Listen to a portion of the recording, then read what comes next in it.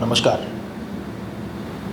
This morning we are going to make an effort to find out where is the God.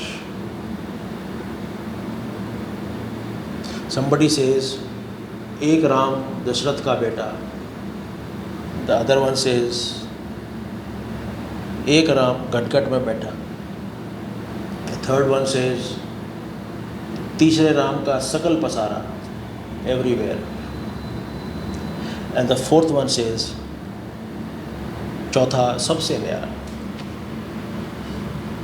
That is, he is totally different. He is so subtle that he is beyond comprehension also. So, समस्या है कि राम कौन है और राम कहाँ है? Isn't it? Let's understand it this way. When the wind blows, जब हवा बहती है तो वो पानी में तरंगे रिपल्स पैदा करती है, लहरें पैदा हो जाती हैं. ठीक वैसे ही जब प्राण अपनी वाइब्रेशंस करता है, प्राण जो पूरे इसमें वातावरण में है, जब वो अपनी वाइब्रेशंस करता है तो माइंड में भी वाइब्रेशंस पैदा होती हैं. माइंड भी इट गेट्स एजिटेटेड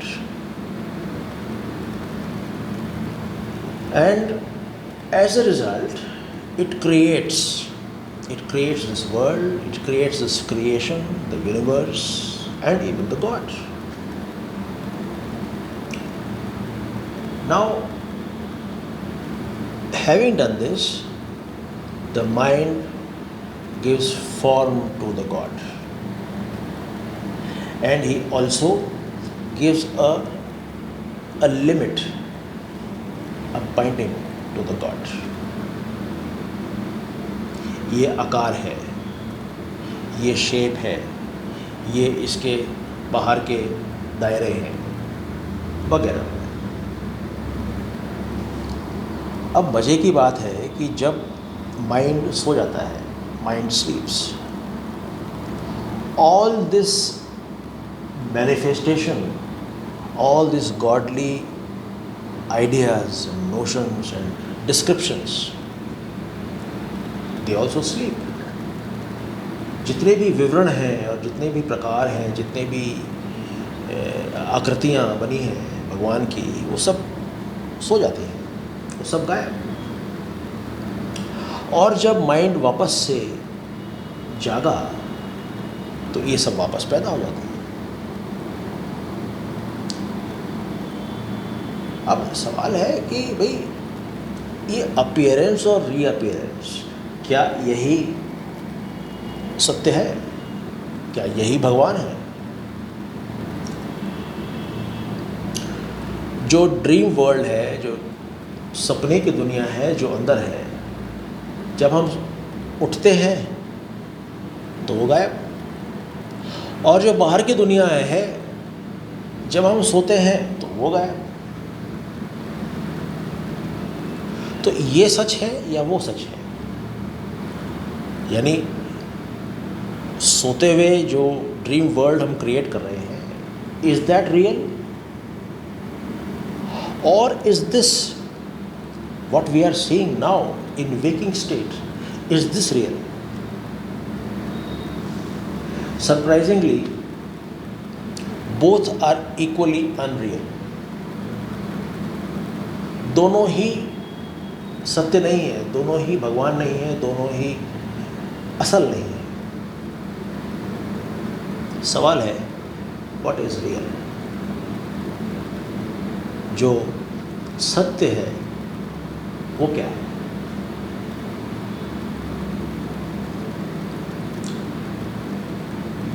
इन दोनों के बीच में जो है वो सत्य है.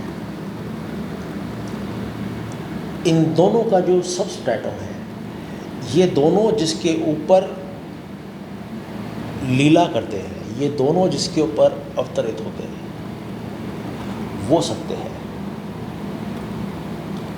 और वो जिसके ऊपर ये दोनों अवतरित होते हैं। It is indivisible bye space and time. ना तो कोई जगह इनको डिवाइड कर सकती है, भौगोलिक स्थिति को डिवाइड कर सकती है, और ना ही समय डिवाइड कर सकता है इसको। किसको? ये जो कि इन सपनों की दुनिया का आधार है, और ये जो कि इस जागृत अवस्था की दुनिया का जो आधार है, ये डिवाइड नहीं हो सकता है। ये अंदर भी है, ये बाहर भी है। ये हमारी जो इंद्रियां हैं, हमारी जो सेंसेस हैं, उनको ये पावर दे रहा है। यानी कि आँखें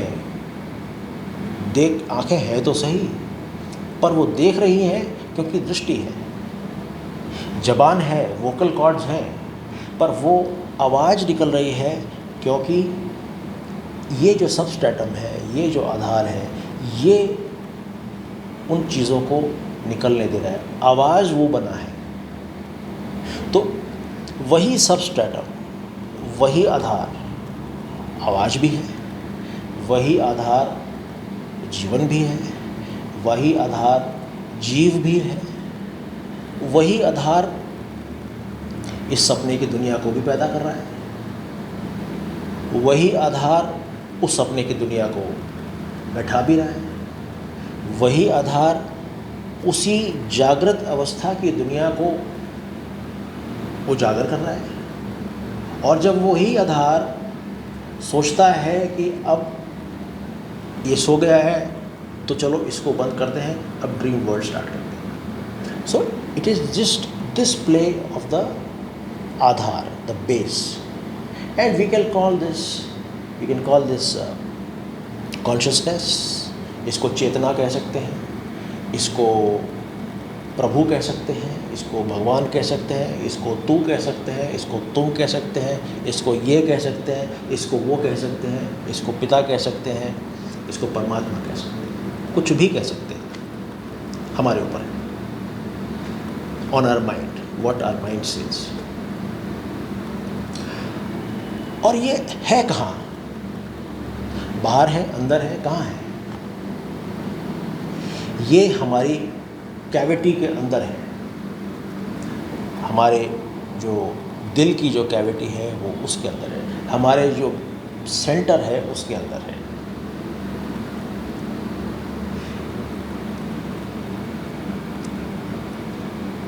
जो हम मूर्तियाँ वगैरह बनाते हैं, जो माइंड मूर्तियाँ वगैरह बना रहा है, वो इस तक पहुँचने का एक माध्यम है। जो भी हम पूजाएं बना रहे हैं, प्रोसीजर्स बना रहे हैं, वो उस तक पहुंचने का माध्यम है, अ टूल। इस पे पापा जी की एक स्टोरी मुझको याद आ रही है। एक डायमंड मर्चेंट और एक चोर, ये दोनों एक फर्स्ट क्लास कूपे में ट्रैवल कर रहे थे। ये डायमंड मर्चेंट खूब सारे अपने डायमंड्स खरीद के जा रहा था, और इसको वो डायमंड चोरी करने थे। इसने खूब कोशिशें की, चोरी नहीं कर पाया। सुबह जब उठने लगा और जब ये लोग डिपार्ट होने लगे, ये लोग अलग अलग होने लगे, तो उसने बोला कि सर, मेरे को आपसे एक छोटी सी क्वेरी करनी है। मर्चेंट ने कहा, भी बोलो, क्या बात है? कहता है कि मैं एक चोरों का राजा हूँ, मैंने चोरी में महारत हासिल की हुई है। मैं जानता था कि आपके पास जो डायमंड है बड़ा कीमती है और उसको मुझे चोरी करना चाहिए था। I tried, I could not.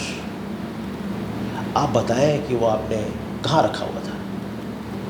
तो उसने बताया कि वो डायमंड मैंने तुम्हारे ही तकिए के नीचे रख दिया था, क्योंकि मैं जानता था तुम दुनिया भर में ढूंढोगे पर अपने तकिए के नीचे नहीं ढूंढोगे। So look for the diamond within. God is within. He is not elsewhere. नमस्कार.